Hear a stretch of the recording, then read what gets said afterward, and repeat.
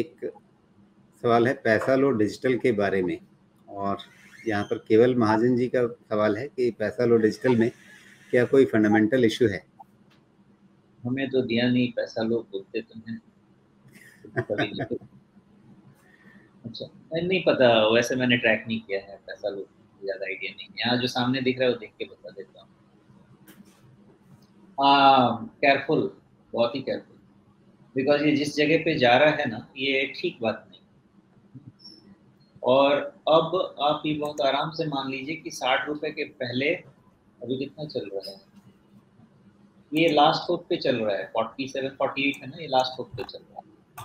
हो सकता है कि यही इसका दी एंड हो फॉल का, ओके।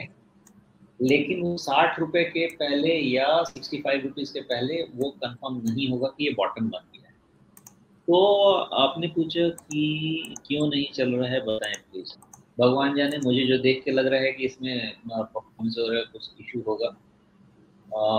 ये या तो अपने प्रॉब्लम के एंड पे आ गया है, या यहाँ से बड़ी प्रॉब्लम शुरू होने वाली है, इतना जरूर मैं देख के बता दूं।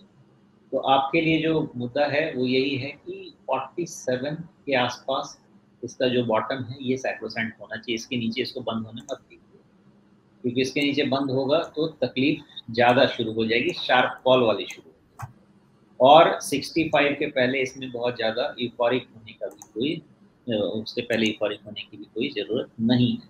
नेट मुद्दा यही है कि आपके पास 15-17 रुपए का रेंज है, ये रेंज में खेलता रहेगा, ब्रेकडाउन या ब्रेकआउट देगा तो फिर बात समझ। जी, तो 47 जहाँ पर अभी ये एक तरह से कहीं कंसोलिडेट करके बॉटम बनाने की कोशिश कर रहा है, और ये कंसोलिडेशन जो चल रहा है वो लगभग पूरी जो चाल थी इसकी 14-15 रुपए से लेकर के लगभग 114-15 रुपए तक की, उस पूरी चाल का 61.8% रिट्रेसमेंट जो है उसी के ऊपर नीचे ये कंसोलिडेशन जोन बना है। 47 से लेकर के 57-58 तक का ये 10 रुपए का रेंज है।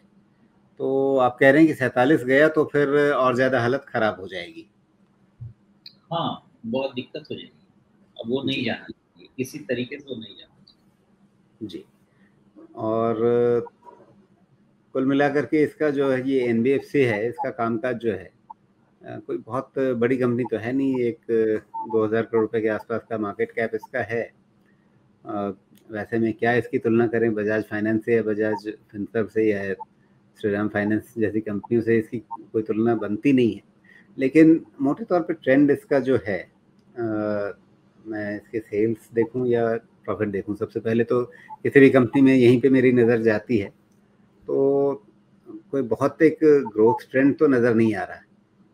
100-125 के बीच में इनका जो रेवेन्यू का आंकड़ा है वो अटका हुआ रहता है, और ये पिछले काफ़ी 2 साल के आसपास से तो लगभग एक ही रेंज में ही घूम रहे हैं। नेट प्रॉफिट इनका देखें तो 15 से 25 के बीच में फ्लक्चुएट करता रहता है, लेकिन ये रेंज भी 3 साल से बना हुआ है।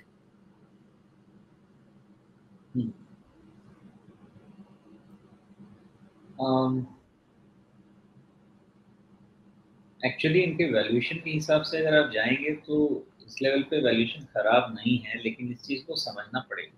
मैं नहीं जानता इसके बारे में, बिकॉज ये जब भी आप जाएंगे ना एनबीएफसी, तो एनबीएफसी एक तो उनका बैलेंस शीट समझना ही अपने आप में हर ब्रिलियंट टास्क है।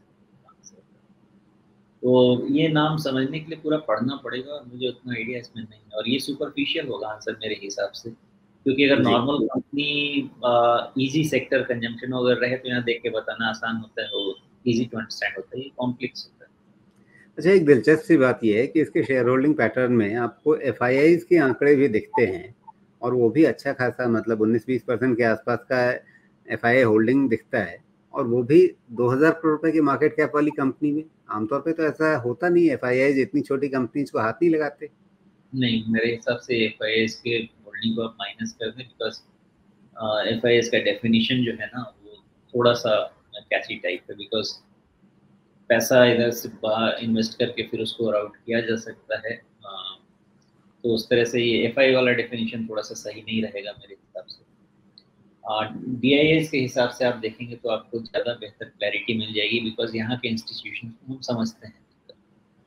तो मैं इसलिए हमेशा कोशिश करता हूँ कि बीआईएस का जो बिहेवियर होता है टुवर्ड्स स्टॉक वो बेटर क्लैरिटी देता है। जी। एफआईआईस का नंबर मैं देखता हूँ स्टॉक होल्डिंग में, वो मैं मेनली क्लोजली हेल्ड को समझने के लिए करता हूँ, सो दैट मार्केट में फ्लोट कितना बचा है वो समझ में। जी।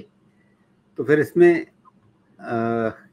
जो इनका मूल सवाल था कि क्या इसमें कोई फंडामेंटल इश्यू है? तो क्या कुछ रेड फ्लैग्स आपको दिखते हैं इसमें? नहीं, आइडिया नहीं है। फंडामेंटली मैं इस कंपनी को ट्रैक नहीं करता, इसलिए सुपरफिशियल आंसर।